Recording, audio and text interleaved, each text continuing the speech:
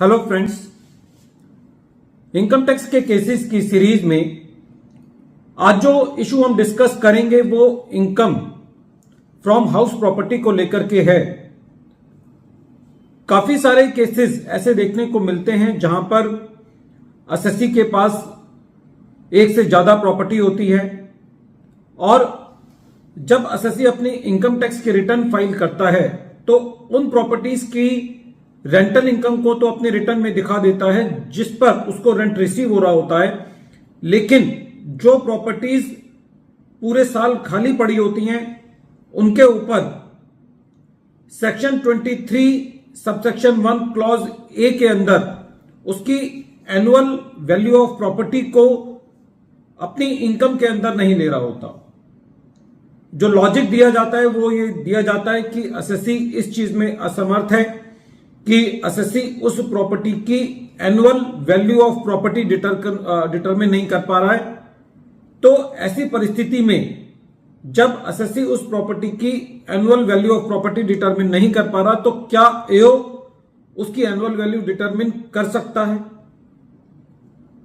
यही issue Mumbai ITAT ने अपने एक case miss Priya Mohan Gurnani versus deputy commissioner of income tax के केस में डिसाइड किया और यह case 118 ITR tribunal page number 726 पर रिपोर्ट हुआ। इस केस का जजमेंट 8 नवंबर 2023 को आया। इस केस के अंदर जो असेसमेंट ईयर इन्वॉल्व है वो assessment year 10-11 to assessment year 16-17 involve है। केस के अंदर असेसी ने अपनी कुछ प्रॉपर्टीज को एनुअल वैल्यू ऑफ प्रॉपर्टी जो थी उनकी उसको अपनी इनकम फ्रॉम हाउस प्रॉपर्टी में नहीं लिया था क्योंकि वो रेंट पर नहीं चढ़ी हुई थी और उन पर रेंट रिसीव नहीं हो रहा था। लेकिन जब असेसमेंट प्रोसीडिंग्स चल रही थी तो असेसिंग ऑफिसर का यह कहना था कि जो इन प्रॉपर्टीज की एनुअल वैल्यू ऑफ प्रॉपर्टी है उस पर असेसी को income under the head house property के अंदर टैक्स देना है। प्रश्न ये उठता है कि annual value of the property क्या होता है? Annual value of the property वो वैल्यू होती है जो ये एक्सपेक्ट की जा सकती है कि ये प्रॉपर्टी इतने किराए पर चढ़ जाएगी। लेकिन जब असेसी से इस वैल्यू के बारे में पूछा गया तो असेसी ये वैल्यू नहीं बता पाया।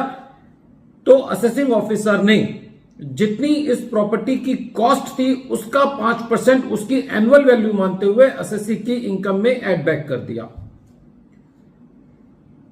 असेसी इस मैटर को पहले CIT अपील के पास लेकर के गया।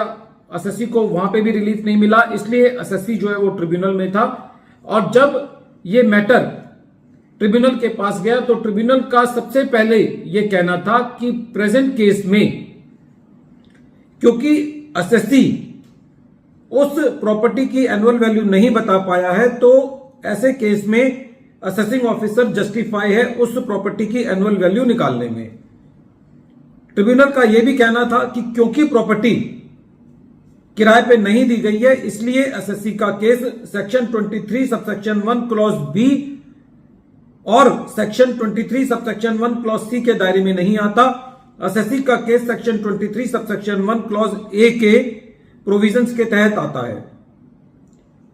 ट्रिब्यूनल का यह कहना था कि प्रेजेंट केस में यदि असेसिंग ऑफिसर ने कॉस्ट का 5% annual value of the property ले लिया है तो ऐसा नहीं कहा जा सकता कि यह फेयर मेथड नहीं है। और ट्रिब्यूनल ने annual value of the property को असेसी की इनकम में लेना सही ठहराया और उस मेथड को भी ठीक ठहराया जिसके तहत असेसिंग ऑफिसर ने उस प्रॉपर्टी की कॉस्ट की 5% एनुअल वैल्यू में लिया था।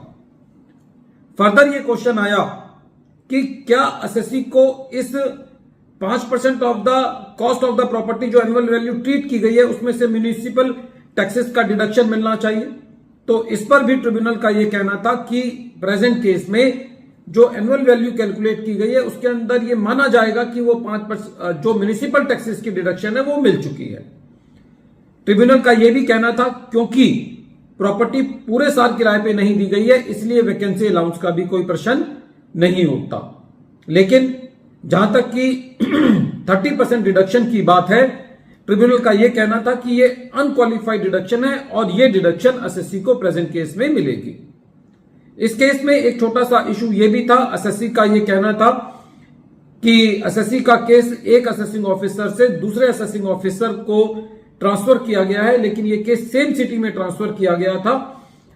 एसएससी का यह कहना था कि एसएससी को अपॉर्चुनिटी ऑफ बीइंग हर्ड नहीं मिला, तो इस पर ट्रिब्यूनल का यह कहना था कि जब सेम सिटी के अंदर एक केस एक ऑफिसर से दूसरे ऑफिसर को ट्रांसफर किया जाता है तो इसमें एसएससी को opportunity of being heard section 127 subsection 3 के मुताबिक देने की जरूरत नहीं है। एक और इशू इस केस में यह था कि इस केस में change in incumbent in the officer का इशू था। एक ऑफिसर था, उसकी ट्रांसफर हो गई थी, उसके बाद दूसरा ऑफिसर आया, तो एसएससी का यह कहना था कि जब दूसरा ऑफिसर आया तो उस ऑफिसर को भी असेसमेंट कंप्लीट करने से पहले सेक्शन 143 सबसेक्शन 2 का नोटिस देना चाहिए था।